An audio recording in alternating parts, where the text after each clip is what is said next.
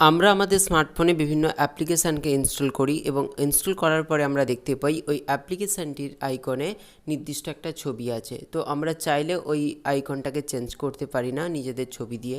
কিন্তু আজকের এই ভিডিওটিতে আমি তোমাদের সাথে এমন একটা অ্যাপ্লিকেশান শেয়ার করব যে অ্যাপ্লিকেশানটির মাধ্যমে তোমরা খুব সহজে তোমাদের প্রিয় ফটোর মাধ্যমে ওই অ্যাপ্লিকেশানটির আইকন চেঞ্জ করে নিতে পারবে এবং সেখান থেকে তোমাদের ফোনের কাস্টমাইজ লুকটা অনেকটাই অ্যাট্রাকটিভ হয়ে উঠবে।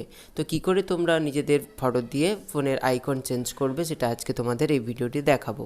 তো তার জন্য তোমাদের পুরো ভিডিওটা দেখতে হবে। তোমরা দেখছো টেকনো সৌরভ, তোমাদের সঙ্গে আমি সৌরভ। চলো ভিডিওটা শুরু করা যাক।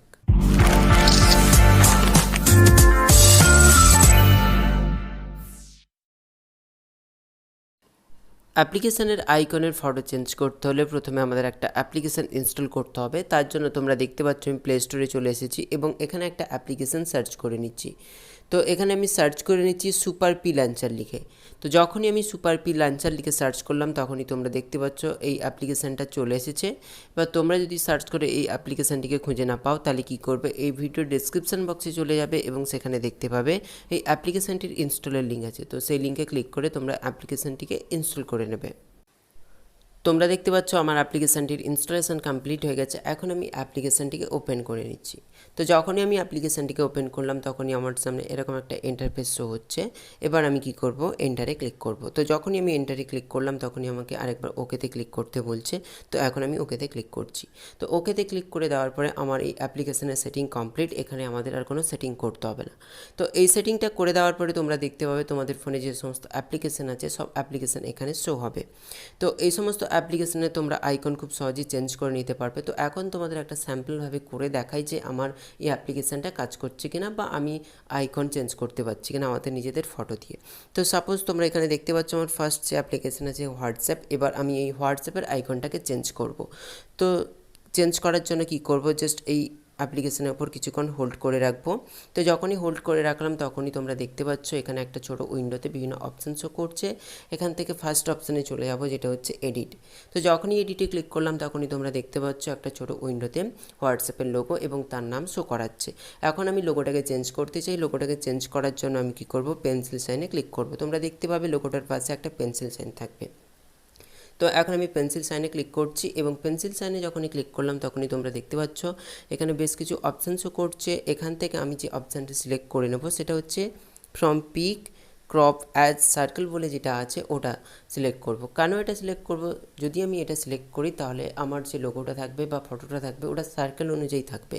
এবং সেকেন্ড যেটা আছে from pick crop as square, তো এটা যদি করি তাহলে আমার ওই ফটোটা স্কোয়ার আকৃতির হয়ে যাবে। তো সেই জন্য আমি কি করছি, ফার্স্টের অপশানটাকে সিলেক্ট করছি। যখনই সিলেক্ট করলাম এখানে ছোটো উইন্ডোতে আমাকে পারমিশন দিতে বলছে, তো আমি এখানে অ্যালাউ করে দিচ্ছি। তো অ্যালাউ করে দেওয়ার পর সেমভাবে আমি এই পেন্সিল সাইনে ক্লিক করছি। তো যখনই পেন্সিলে ক্লিক করলাম সেমভাবে আমাকে বিভিন্ন অপশান শো করাচ্ছে। এখান থেকে আমি ফার্স্ট ফ্রম পিকে ক্লিক করছি। তো যখনই ক্লিক করলাম তখনই বলছে যে আমাকে গ্যালারি ওপেন করার জন্য। এখন আমি গ্যালারিতে ক্লিক করে গ্যালারিটাকে ওপেন করে নিচ্ছি। তো গ্যালারিটা ওপেন হয়ে গেছে তোমরা দেখতে পাচ্ছ এবং এখান থেকে আমি আমার একটা পছন্দের ফটোকে সিলেক্ট করে নিচ্ছি এবং যখনই সিলেক্ট করলাম তখনই বলছে ক্রপ করার জন্য। তো এখান থেকে আমি ক্রপড অপশানে ক্লিক করে ফটোটাকে একটু রিসাইজ করে নিচ্ছি। তো তোমরা দেখতে পাচ্ছ, তো ক্রপ করার পরে আমি ওকেতে ক্লিক করলাম। দেন তোমরা দেখতে পাচ্ছ এখানে আমার আইকনটা চেঞ্জ হয়ে গেছে এবং যে আইকনে আমার ফটোটা চলে এসছে তোমরা দেখতে পাচ্ছ। এবং তোমরা এখানে দেখতে পাচ্ছ হোয়াটসঅ্যাপ বলে লেখা আছে। তোমরা চাইলে এই লেখাটাকেও চেঞ্জ করে নিতে পারো পেন্সিল সাইনে ক্লিক করে।